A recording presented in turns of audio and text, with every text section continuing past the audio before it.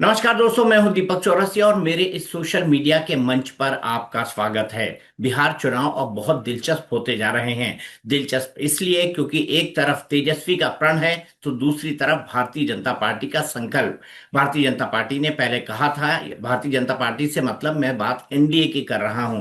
NDA ने कहा था कि वो 30 तारीख को अपना जो संकल्प पत्र है या घोषणा पत्र है उसको जारी करेगी, लेकिन अब उन्होंने जो जारी किया है उसके बारे में हम बात करेंगे। साथ ही साथ हम ये भी बात करेंगे कि फलौदी सट्टा बाजार क्या कह रहा है। सबसे पहले देश भर में जो अनुमान आते हैं वो फलौदी से ही आते हैं। फलौदी में अनुमान लग चुका है और फलौदी में कौन कितना रेट खा रहा है, वहां कहा जाता ना, क्या रेट पे खाएगा भाई, क्या रेट पे लेगा भाई, इस तरह से बातचीत होती है सट्टा मार्केट में। तो वहां पर क्या क्या रेट खाया जा रहा है इसकी भी चर्चा करेंगे। और साथ ही साथ इस पूरी बातचीत में हमारे इस विश्लेषण को आगे बढ़ाएंगे जाने माने और वरिष्ठ पत्रकार समीर चौगांवकर जी, जो मेरे साथ इस वक्त जुड़ चुके हैं। समीर जी, सबसे पहले आज समझना चाहूंगा कि आज की जो प्रेस कॉन्फ्रेंस थी, मैं उस प्रेस कॉन्फ्रेंस को दिखाऊंगा, मेरे दर्शक देखेंगे, एडिट करके हम लगाएंगे कि आज जो संकल्प पत्र जारी हुआ सिर्फ 26 सेकंड के अंदर वो पूरा कार्यक्रम खत्म हो गया। और उसके बाद जो है सम्राट चौधरी को ये जिम्मेदारी दी गई कि वो जो संकल्प पत्र है या घोषणा पत्र है जिसमें कई सारे वादे किए गए हैं, जिसमें से कुछ मेन वादे मैं आपको बताता हूं,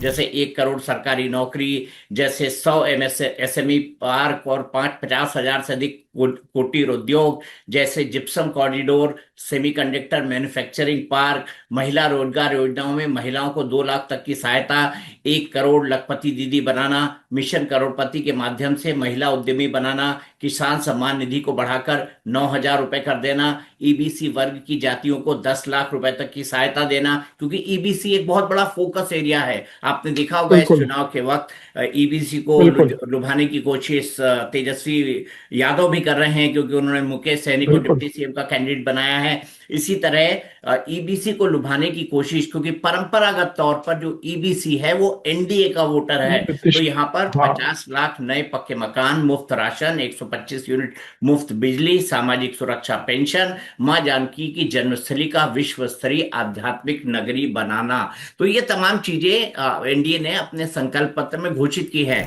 कई वादे तेजस्वी ने भी किए हैं। तेजस्वी ने जैसे वादा किया है, और वो वादा सबसे महत्वपूर्ण ये है कि जितने भी घर हैं हर घर से एक को सरकारी नौकरी दी जाएगी। हालांकि अगर वो सरकारी नौकरी हर घर से एक इंसान को देते हैं तो उस पर 9 लाख करोड़ का बोझ पड़ेगा, जो राज्य के बजट से 3 गुना है। असंभव सा लगता है लेकिन वादा है, और चुनाव में इस तरह के वादे चलते भी हैं। 10 करोड़ 10 लाख लोगों को रोजगार देने की बात 2020 में तेजस्वी ने कही थी, और 5 लाख लोगों को उन्होंने नियुक्ति पत्र बांटे थे। अब मैं सबसे पहले आज की प्रेस कॉन्फ्रेंस की समीर जी बात कर लेता हूं। आज की प्रेस कॉन्फ्रेंस के अंदर जो है 26 सेकंड के अंदर पूरा का पूरा मामला खत्म हो गया। नीतीश कुमार ने ना सवाल लिए, ना जवाब लिए, ना जेपी नड्डा जी ने लिए। ऐसा क्यों हुआ? क्या नीतीश कुमार को पत्रकारों से छिपाया जा रहा था? देखिए दीपक जी, मैं 2005 के, अगर भारतीय जनता पार्टी और नीतीश कुमार ने जो मिलकर चुनाव लड़ा था उसके अगर घोषणा पत्र की बात करूं, 2010 में जब भारतीय जनता पार्टी और नीतीश कुमार ने मिलकर चुनाव लड़ा था, ठीक है, 2015 में भारतीय जनता पार्टी और नीतीश कुमार का गठबंधन नहीं हो पाया था, उस समय वो आरजेडी के साथ मिलकर लड़े थे। उसके बाद भी भारतीय जनता पार्टी ने अपना घोषणा पत्र लेकर आई थी। जब जीतन राम मांझी थे उनके साथ थे, तब रामविलास पासवान थे। 2020 के घोषणा पत्र की बात करूं तो उस समय सुशील कुमार मोदी, अब वो दिवंगत हो गए, उनकी डेथ हो गई है, उस समय वो उस घोषणा पत्र में थे। और कोई भी घोषणा पत्र 40 से 45 मिनट के कम का नहीं रहा था, और सभी घोषणा पत्र के समय खुलकर पत्रकारों के प्रश्न लिए गए थे और बताया गया था कि हमने 5 साल में क्या किया, अगले 5 साल में क्या करेंगे, और हमारी बड़ी घोषणाएं कौन कौन सी है। तो मुझे लग रहा है कि उस दृष्टिकोण से अगर देखा जाए तो ये से मात्र 26 सेकंड का घोषणा पत्र, तो उससे के जारी करने के लिए स्टेज पर आप चिराग पासवान हैं, वहां पर उपेंद्र कुशवाहा है, भारतीय जनता पार्टी के राष्ट्रीय संगठन महामंत्री बीएल संतोष है, राष्ट्रीय अध्यक्ष जेपी नड्डा है, नीतीश कुमार है, इतने बड़े नेता स्टेज पर बैठे हैं और सिर्फ 26 सेकंड में चले जाए। ठीक है, ये कहा जा सकता है कि भाई अभी चुनाव का समय हो, फर्स्ट फेज के वोटिंग के लिए तो अब 4-5 दिन का भी समय नहीं बाकी है, 4 तारीख को चुनाव प्रचार रुक जाएगा। लेकिन घोषणा पत्र तो तय होता है ना कि कब लेकर आना है, 2 दिन बाद आएगा, कब आएगा, उसके लिए आधे घंटे का समय निकाल कर रखा जाता है सब नेताओं के लिए, और पूरा मीडिया उसको कवर करता है। आप पूरी बड़ी बात आप मीडिया के माध्यम से पहुंचाते हो। तो मुझे लगता है कि कहीं ना कहीं मुझे लगता है इस घोषणा पत्र के पीछे यह रहा होगा कि भाई नीतीश कुमार को, क्योंकि नीतीश कुमार को अगर घोषणा पत्र से प्रश्न जवाब होंगे तो निश्चित रूप से नड्डा जी इसका जवाब देंगे नहीं, क्योंकि नड्डा जी तो भारतीय जनता पार्टी के राष्ट्रीय अध्यक्ष है, केंद्रीय मंत्री है, प्रदेश का सबसे बड़ा चेहरा नीतीश कुमार है, नीतीश कुमार मुख्यमंत्री है, उनके चेहरे पे चुनाव लड़ रहे हो तो जवाब भी निश्चित रूप से वह देंगे। तो मुझे लगता है कि कहीं ना कहीं ये डर होगा कि नीतीश कुमार कुछ ऐसा बयान न दे दे कि जो पूरे इस घोषणा पत्र के मतलब एक निगेटिव इम्पैक्ट कर दे, या वो घोषणा पत्र एक तरफ ले जाए, नीतीश कुमार का बयान पूरा मीडिया में सुर्खियों बटल ले। तो भारतीय जनता पार्टी इस समय ये रिस्क लेने की स्थिति में नहीं थी, और मुझे लग रहा है कि भारतीय जनता पार्टी को लग रहा होगा कि इससे बेहतर ही है कि हम सिर्फ घोषणा पत्र लेकर आते हैं, उसके तुरंत बाद सम्राट चौधरी जनता के प्रश्नों का जवाब दे देंगे। तो मुझे लग रहा है कि नीतीश कुमार को बचाना होगा, क्योंकि नीतीश कुमार मुख्यमंत्री के नाम पर, नीतीश कुमार चिराग पासवान को 29 सीटें देने के नाम पर, नीतीश पासवान कल जो मोकामा में हुआ उसको लेकर या और किसी चीज को लेकर क्या बयान दे दे, कोई पत्रकार पूछ लेता कि भाई अभी तक तो भारतीय जनता पार्टी ने आपको मुख्यमंत्री का चेहरा नहीं घोषित किया, क्या कल आप आरजेडी के साथ जा सकते हैं, कहीं नीतीश कुमार कुछ ऐसा न बोल दे कि जो बड़ा भारतीय जनता पार्टी के लिए एम्ब्रेसिंग सिचुएशन हो जाए। तो मुझे लगता है कि इससे बचने की कोशिश की होगी, और ये इस स्थिति में ठीक भी है कि जहां आपको लगता है कि पूरे चुनाव का माहौल बदल जाए, जैसे राहुल गांधी ने जो रैली की थी उसमें राहुल गांधी ने कह दिया था छठ को लेकर, जिस तरीके से बयान दे दिया था, प्रधानमंत्री मोदी उसको ले उड़े थे, फिर प्रधानमंत्री मोदी ने छठ का अपमान के रूप में उसको प्रदर्शित किया था। तो मुझे लगता है कि इसलिए भारतीय जनता पार्टी ने कहा कि भाई नीतीश को ऐसा बयान न दे, उससे बचने की कोशिश की होगी। और मुझे लगता है कि 2 दिन पहले घोषित करते और अमित शाह जब पटना में थे, अमित शाह रहते तो इसका और महत्व बढ़ जाता मुझे लगता है, क्योंकि अमित शाह जी अगर आज रुक जाते, घोषणा पत्र घोषित करके जाते, या कल अमित शाह जी जब पटना में थे तब घोषित हो जाता तो ज्यादा बेहतर होता। मुझे लग रहा है निश्चित रूप से, मुझे भी बड़ा आश्चर्य लगा जब 24 सेकंड वो लोग स्टेज पर आए, तो ये एक औपचारिक था कि बस फोटो खिंचवा लीजिए सब एक बार में, कॉपी दो, बाकी सम्राट चौधरी इस मामले को देख लेंगे। तो आपको क्या लगता है चुनाव आपको कहां पर जाता हुआ दिखाई दे रहा है? पहले दौर का मतदान 6 तारीख को है, 4 तारीख को चुनाव प्रचार खत्म हो जाएगा।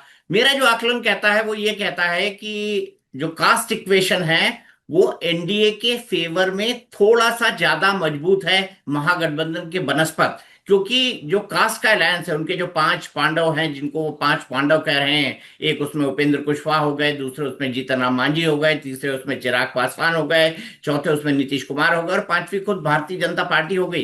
क्या ये एक बेहतर कास्ट कॉम्बिनेशन बनाते हैं? क्योंकि ईबीसी भी इनके पास है, दलित के 2 बड़े फैक्शंस भी इनके पास हैं, इनके पास उपेंद्र कुशवाहा जैसा कुशवाहा वोट भी है जो लव कुश कॉम्बिनेशन के नाम से जाना जाता है, कोयरी, कुर्मी और कुशवाहा।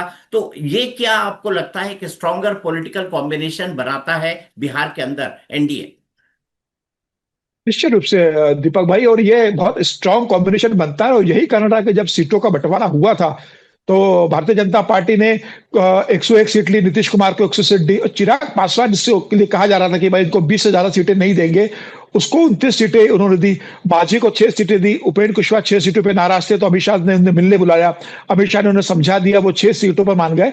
तो यह तब तय था कि यह प्रधानमंत्री नरेंद्र मोदी का निर्देश था कि कोई भी सहयोगी दल छूटना नहीं चाहिए, क्योंकि कोई भी सहयोगी दल छूटेगा तो वो केंद्र से बाहर होगा। अगर चिराग पासवान अलग होते तो उनके सामने मजबूरी होती कि केंद्र से इस्तीफा दे।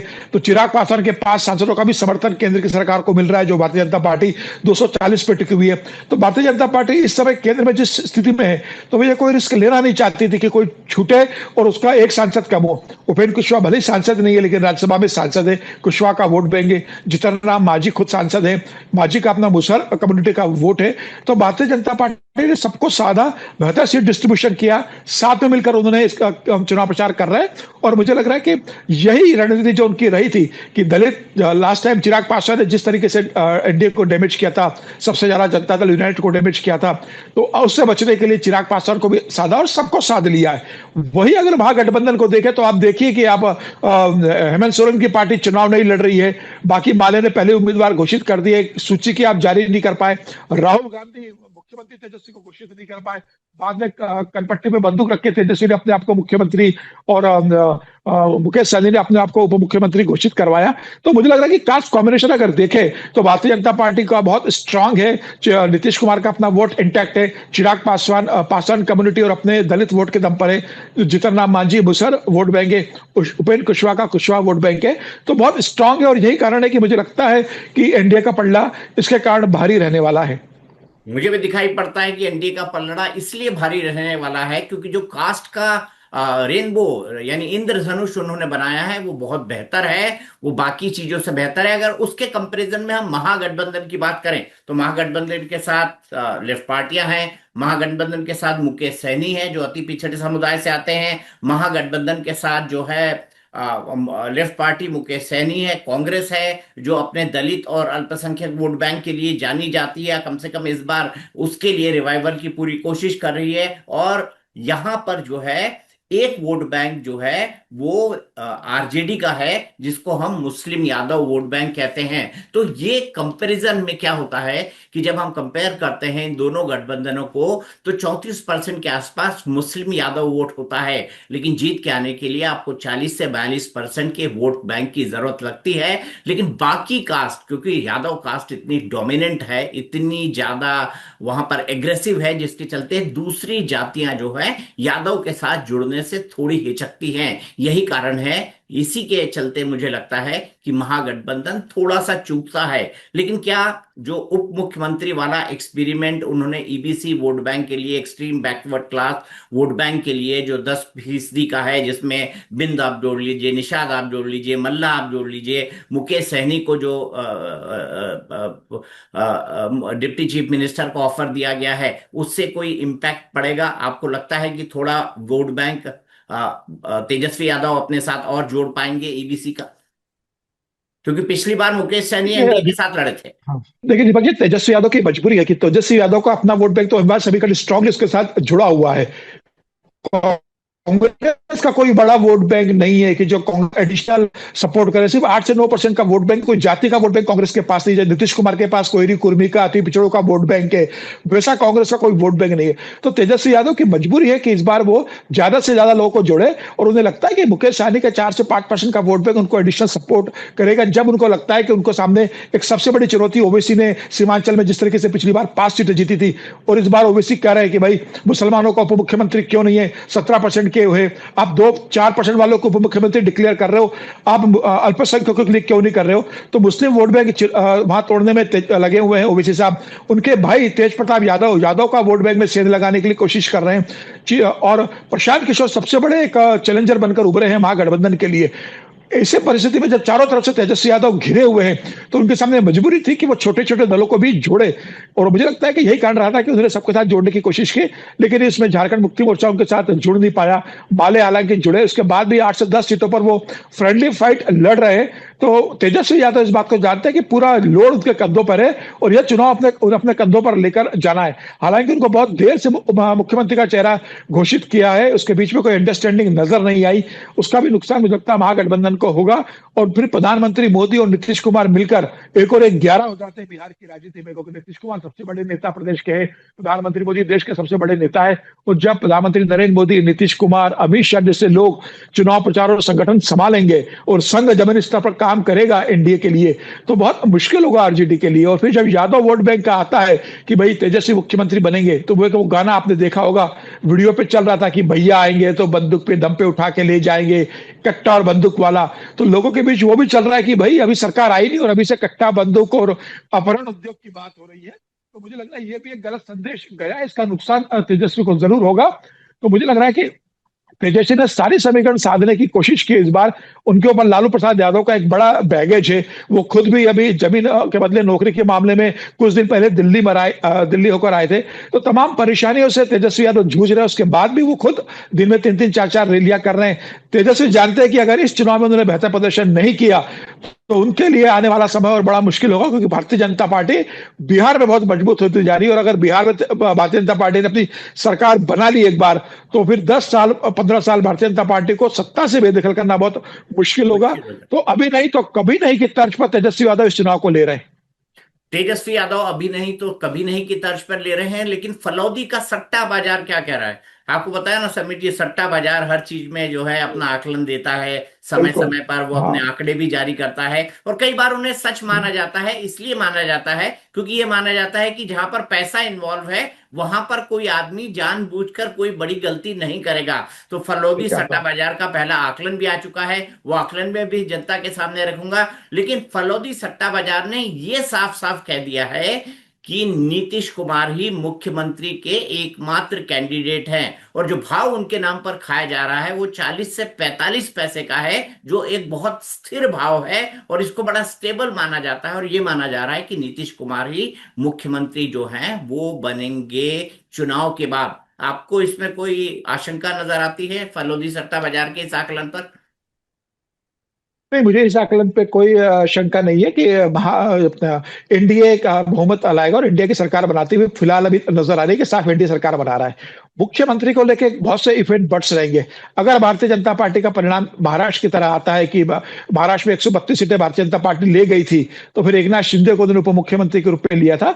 अगर भारतीय जनता पार्टी, चिराग पासवान, जीतन राम मांझी और उपेंद्र कुशवाहा मिलकर स्टेज पर आ जाते हैं कि लगभग वो सरकार बना लेंगे, तो ऐसी स्थिति में भारतीय जनता पार्टी इस बात की कोशिश करेगी। लेकिन दूसरी समस्या यह भी है कि अगर आप नीतीश को नाराज करोगे तो नीतीश के 12 सांसदों का समर्थन के दम पर केंद्र की सरकार चल रही है, तो आप वो 12 सांसदों का समर्थन वापसी का क्या भारतीय जनता पार्टी अफोर्ड कर सकती है? तो मुझे लग रहा है कि भारतीय जनता पार्टी नीतीश कुमार से किसी तरह का, मुझे लगता है, झगड़ा नहीं करेगी।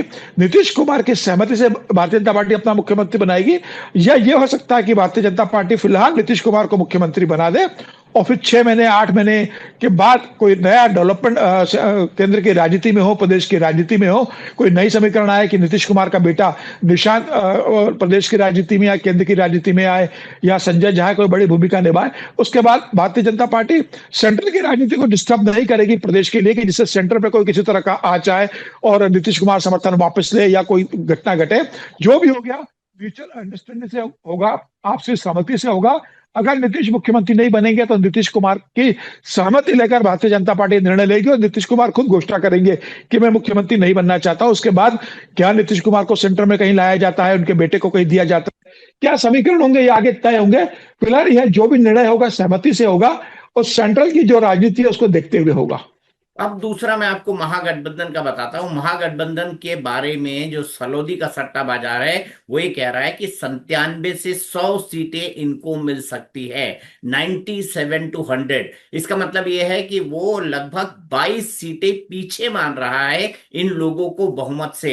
आपको क्या लगता है? कुछ सीटें उन्होंने हालांकि जनसुराज वगैरह के लिए छोड़ी हुई है, लेकिन जनसुराज का क्या होगा, या एआईएमआईएम कितना इनरोड कर पाएगी, इसके बारे में अभी फलोदी सट्टा बाजार खामोश है। तो मैं आपसे ये जानना चाहता हूं, 97 से 100 सीटें महागठबंधन की, कैसा दिखाई देता है फलोदी सट्टा बाजार का यह आंकड़ा? मुझे लगता है कि थोड़ा ज्यादा अभी महागठबंधन को सीटें दी जा रही है। अगर 100 सीटें, 105 तक सीटें चली गई तो ये फिर 2020 का ही परिणाम हो जाएगा। 2020 में भी 105 सीटें आई थी और तेजस्वी यादव सबसे बड़ी पार्टी बनकर आए थे, 75 सीटों के साथ आरजेडी आई थी। तो इसका मतलब ये है कि आप ये मान लीजिए, अगर ये परिणाम आ रहा है, मतलब आरजेडी वहीं पर है जहां 2020 में था, 70 से 75 के बीच में। कांग्रेस की सीटें 8-10 पकड़ लीजिए, 10 सीटें माले की पकड़ लीजिए, मोटा मोटी वो सीटों पर जा रहा है। मुझे लग रहा है कि इतना नहीं होगा इस बार, ज्यादा नुकसान होगा आरजेडी को, क्योंकि तेज प्रताप डेंट करेंगे उस वहां पर। प्रशांत किशोर सबसे ज्यादा आरजेडी और कांग्रेस को डेंट करेंगे। इसके अलावा ओवैसी मुस्लिम वोट में डेंट करने वाले हैं। तो मुझे लग रहा है कि मेरा आकलन यह है कि गठबंधन पूरा मिलकर 80 से 90 सीटों के ऊपर नहीं जा पाएगा। और ये जो गैप है 12-15 सीटों तक, मुझे लगता है कि अपने प्रशांत किशोर जाएंगे, 12 से 15 सीटें प्रशांत किशोर लेकर जाएंगे। और बाकी एनडीए के पास 120 से 135 सीटों का स्पेस बना रहेगा। ठीक है, अब फाइनल आंकड़ा भी बता देता हूं। एनडीए को 129 से 132 सीटें दे रहा है फलोदी का सट्टा बाजार। यानी सट्टा बाजार को लगता है कि जो मेजोरिटी है 122 की, वो बड़ी कंफर्टेबली भारतीय जनता पार्टी पालेगी, और जब वो मेजोरिटी पाएगी तो इसका मतलब एक बार फिर से 5 साल के लिए रूल करेगी। और फलोदी के सट्टा बाजार को इस बात में कोई संदेह नहीं दिखाई दे रहा कि एक बार फिर से भारतीय जनता पार्टी अपनी सरकार वहां पर, एनडीए अपनी सरकार अपने सहयोगी दलों के साथ मिलाकर बना रहा है। तो आपको इस आकलन के अंदर, आपको ये आंकड़ा कितना ठीक लगता है? नहीं, मुझे लगता है कि एनडीए की सरकार बनेगी। और देखिए, एक बात तो बहुत स्पष्ट बता देता हूँ दीपक भाई, कि भारतीय जनता पार्टी सबसे बड़ा दल बनेगा। हालांकि पिछली बार जेडीयू की एक सीट ज्यादा थी। हालांकि इस बार जब चुनाव में गए तो भारतीय जनता पार्टी सबसे बड़ा दल है, 80 विधायक है भारतीय जनता पार्टी के इस समय। लेकिन मुझे लगता है कि भारतीय जनता पार्टी 101 सीटों पर चुनाव लड़ रहा है, और भारतीय जनता पार्टी की इस बार 80 सीटें आने वाली, 80 प्लस भी हो सकती है। 80 सीटें भारतीय जनता पार्टी की कहीं नहीं गई, तो सबसे बड़ा दल भारतीय जनता पार्टी बनेगा। नीतीश कुमार कहां पर जाके जाते हैं, क्या नीतीश कुमार पिछली बार जितना बुरा प्रदर्शन करते हैं कि 40-43 पर रहते हैं, प्रशांत किशोर तो आज भी कह रहे हैं कि नीतीश कुमार 25 से ज्यादा सीटें लेंगे तो मैं राजनीति छोड़ दूंगा।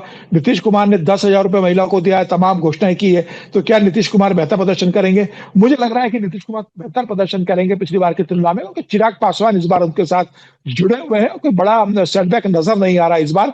तो ऐसी स्थिति में अगर एनडीए की सीटें देखें तो मुझे लग रहा है कि 130 से 135 140 के पास ही जाकर कहीं टिकेंगे। सबसे बड़ा नुकसान महागठबंधन को होगा, जो महागठबंधन को, जो प्रशांत किशोर करने जा रहे हैं। अब प्रशांत किशोर का सीटों का आंकड़ा तो कांटे के समान है, वो 1 से लेकर 243 के बीच में कहां जाकर टिकता है, मुझे लगता है ये कहना बहुत मुश्किल होगा। कि फिर भी मुझे लगता है कि वो बेहतर प्रदर्शन करेंगे। प्रशांत किशोर का वोट बैंक मुझे लगता है 8 से 10% का रहेगा, और सीटों में वो 12 से लेकर 18 सीटों के बीच में कहीं जाकर टिकेंगे।